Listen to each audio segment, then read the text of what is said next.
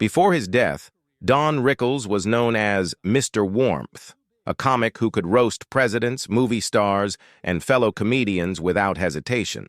But behind the laughs and sharp one-liners, Rickles carried grudges, rivalries, and even deep resentment for certain people in Hollywood. And there was one person in particular who managed to get under his skin more than anyone else. Who was it? Why did Rickles despise him so intensely? And how did this hidden feud shape the comedian's legendary career? Stay with us, because this is the story of the one man Don Rickles utterly despised. Don Rickles didn't look like the kind of man who would change comedy forever. Short, bald, with a quick temper and a booming voice, he was anything but glamorous. Yet, from the moment he first grabbed a microphone in the 1950s, Rickles knew he couldn't win audiences over with charm or good looks. Instead, he weaponized his wit. He turned sarcasm into a sword and ridicule into an art form, pioneering the style of comedy that would later be called insult humor. In nightclubs across Las Vegas and Atlantic City, Rickles quickly earned a reputation as the comic who dared to say what others wouldn't. No celebrity was safe, no audience member too untouchable. He poked fun at their appearance, their fame, their flaws, all with a mischievous grin that let everyone know it was all in good fun. Or at least, that's how most people saw it. For those who understood Rickles, the insults were a form of affection. "If I insult you, that means I like you," he often said. And for decades, the biggest stars in Hollywood lined up to be insulted by Don Rickles. Frank Sinatra, perhaps the most intimidating star of the era, became one of Rickles's greatest champions. In fact, Rickles's career skyrocketed because of Sinatra. One night in the early 1960s, Rickles spotted Sinatra in the audience. Instead of shying away, he went after him. "Make yourself at home, Frank. Hit somebody." The room went silent, fearing that Sinatra's temper would end Rickles's career before it started. Instead, Sinatra roared with laughter. The next day, he told friends and colleagues that Rickles was the funniest man he'd ever seen. That moment transformed Rickles from a struggling comic into a Vegas headliner. Through the 1960s and 1970s, Rickles's reputation grew. He became a staple on The Tonight Show starring Johnny Carson, where his rapid-fire banter and ability to roast anyone, even Carson himself, made him a fan favorite. He joined Dean Martin's legendary celebrity roasts, skewering stars like Ronald Reagan, Lucille Ball, and Sammy Davis Jr. In each appearance, he walked a dangerous tightrope. He had to push the insults far enough to get laughs, but not so far that he destroyed relationships. Most of the time, he succeeded, but not always. While many celebrities understood that Rickles's act was comedy, a few took the insults personally. To them, Rickles wasn't being playful, he was being cruel. Some actors and musicians refused to appear on stage with him. Others laughed publicly, but seethed privately. Rickles knew he walked a fine line, but he didn't care. He once said, "I've never written a joke in my life. Everything I do is spur of the moment. If you're offended, maybe you should stay home." That defiance defined Rickles. He wasn't a comedian who begged for approval. He was a provocateur who thrived on discomfort, who used awkward silences as fuel for even sharper comebacks. He broke the mold of safe, scripted comedy, and in doing so, created a persona that was larger than life. To his fans, he was brilliant. To his critics, he was abrasive. But whether you loved him or hated him, you couldn't ignore him. Still, for a man who built his empire by insulting everyone around him, Rickles had his limits. Behind the jokes were real tensions, grudges that went deeper than comedy. For all his showbiz friendships, with Sinatra, Carson, Bob Newhart, and countless others, Rickles carried bitterness too. And there was one man in particular, one Hollywood figure whom Don Rickles never forgave. The man he truly despised. Don Rickles' comedy thrived on confrontation. He wasn't interested in telling long-crafted stories or witty observational jokes. He wanted to hit his target fast and hard, and he wanted the audience to feel the sting. That approach made him a king of the nightclub circuit, but it also made him dangerous in Hollywood. In a town built on image and ego, Rickles cut through the glamour with a single punchline, and not everyone appreciated being the butt of the joke. Rickles' rise in the 1960s coincided with a cultural shift in entertainment. Stars were no longer untouchable gods on pedestals. They were becoming more human, more accessible. Rickles played a huge role in that transformation. By roasting celebrities to their faces, he stripped away the illusion of perfection. He mocked Sinatra's mob ties, Dean Martin's drinking, and Ronald Reagan's political ambitions long before Reagan ran for president. The public loved it, but the stars didn't always laugh along. There were times when Rickles' act crossed a line. For example, when he took aim at Ernest Borgnine's looks during a roast, Borgnine laughed, but privately he told friends he never forgot the sting. Similarly, Johnny Carson, though a close friend, sometimes bristled at Rickles' relentless ribbing, feeling it chipped away at his carefully crafted on-air persona. Rickles didn't discriminate between friend or foe. Everyone was fair game, but that meant he accumulated a list of grudges as long as his list of admirers. Behind the scenes, tensions simmered. Some comedians accused Rickles of hiding behind his insult persona to excuse mean-spiritedness. Others believed his sharp tongue masked insecurities about his own career.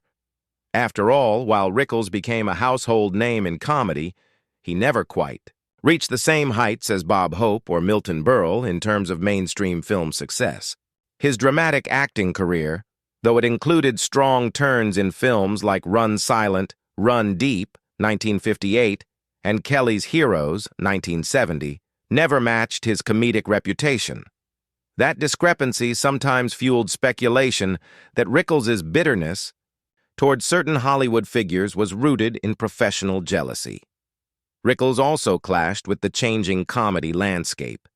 By the 1970s and 1980s, a new wave of comedians, Richard Pryor, George Carlin, and later Eddie Murphy, began pushing comedy into edgier, more socially conscious territory. Rickles' brand of insult humor, while still popular, started to feel like a relic of the past. Younger comedians respected him, but some mocked him for sticking to the same nightclub routine for decades. This shift put Rickles on the defensive, and when his pride was wounded, his insults became sharper.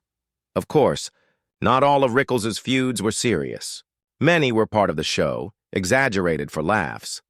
But a handful of rivalries went beyond comedy. Some stars felt Rickles didn't just poke fun at them, he actively undermined them. He exposed weaknesses they didn't want the world to see, and they resented him for it. And then there was the one feud that went deeper than all the others. The one man Rickles truly despised was not just another target of his nightclub jokes, it was someone who clashed with him on a personal, professional, and even moral level. This was no act. Rickles' hatred for him was raw, unfiltered, and enduring. The question remained, who could possibly get under the skin of a man who made a career out of mocking everyone? The answer would shock Hollywood and reveal the darker side of Don Rickles' legendary career. For a man who mocked nearly everyone, Don Rickles rarely let personal feelings bleed into his act. Most of the time, his insults came from a place of camaraderie. But there was one man in Hollywood who rubbed him the wrong way so deeply that it went beyond the stage: Bob Hope. On the surface, Rickles and Hope couldn't have been more different. Bob Hope was the ultimate Hollywood insider, a polished entertainer who sang, danced, told safe jokes, and built his career hosting USO shows and the Academy Awards. He was beloved by Middle America, respected by studio executives, and, for decades, seemed untouchable. Rickles, by contrast, was brash, unpredictable, and unapologetically abrasive. Where Hope sought to charm, Rickles sought to shock. Rickles' Disdain for Hope came down to more than style. It was about what each man represented. To Rickles, Hope embodied the establishment, the kind of carefully curated, politically correct comedy that pandered to sponsors and avoided risk. Hope never wanted to offend. Rickles lived to offend. This fundamental difference created a silent but powerful divide between the two men. The resentment first surfaced in the 1960s when Rickles' star began rising on late-night television. According to insiders, Hope felt threatened by Rickles' raw appeal. Audiences were beginning to gravitate toward humor that was edgier and less sanitized, and Rickles was leading that charge. Hope reportedly dismissed Rickles as a nightclub act and questioned whether insult comedy had any lasting value. To Rickles, those comments weren't just criticism. They were insults that attacked the very foundation of his career. The two men clashed publicly on several occasions. During one event, Rickles fired off a series of jokes about Hope's golf obsession and his tendency to hog the spotlight at Hollywood gatherings. Hope forced a smile, but witnesses recalled him storming off afterward, furious that Rickles had mocked him so openly.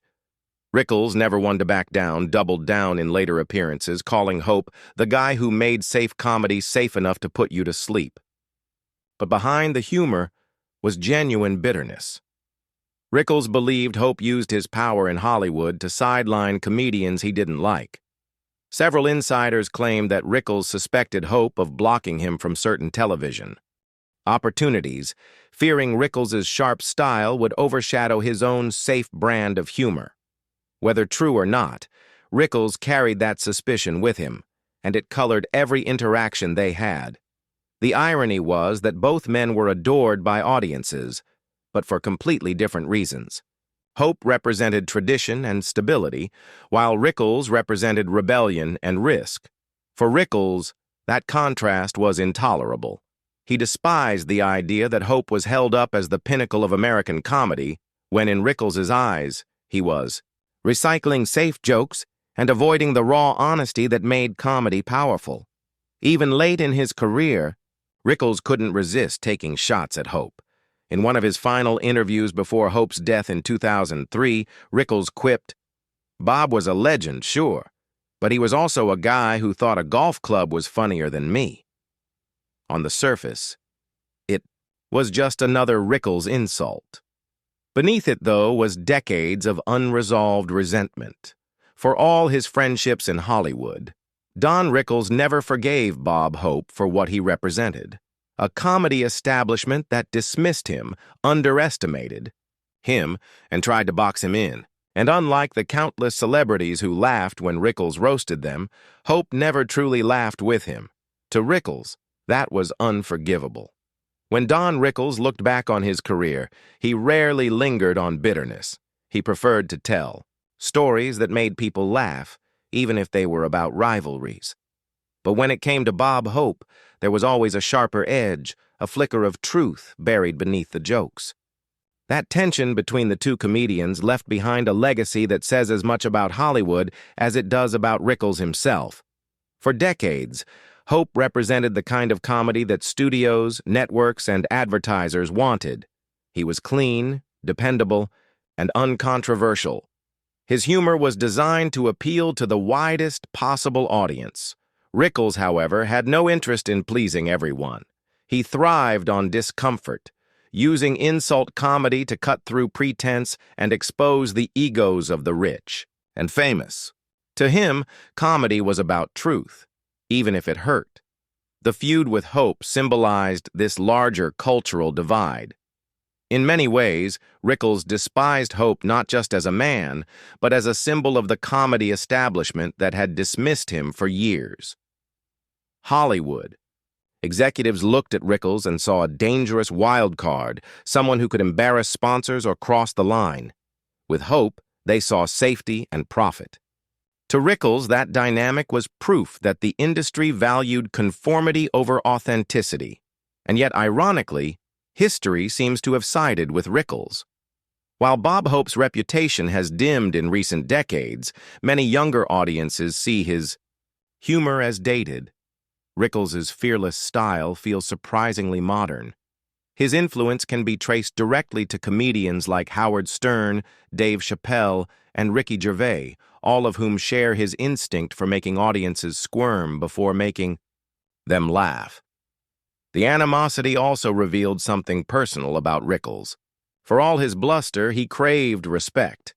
He wanted to be seen not just as a nightclub act, but as a true comedic artist. When someone like Hope, a giant in the industry, dismissed him, it cut deep. His hostility toward Hope wasn't only professional rivalry, it was also a response to feeling undervalued.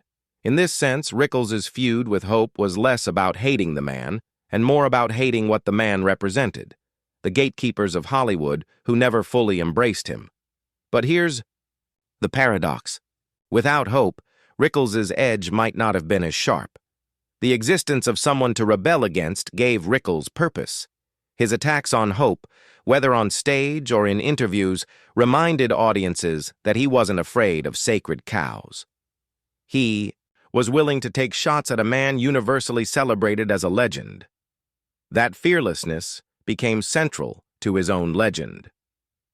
By the time both men were gone, Hope in 2003, Rickles in 2017, the feud had transformed into something bigger than a personal grudge. It was a reflection of two competing visions of comedy, one safe and comfortable, the other dangerous and unfiltered.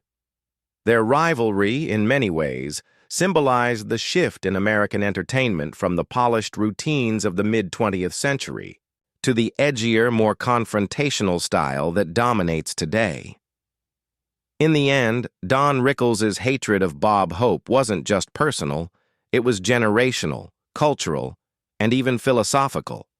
And while Hope may have ruled Hollywood in his day, Rickles' refusal to play by the rules is what makes him unforgettable now. For all the celebrities Rickles roasted with love, Bob Hope remained the one man he never forgave, and that lasting animosity tells us just as much about Rickles' humanity as it does about his comedy.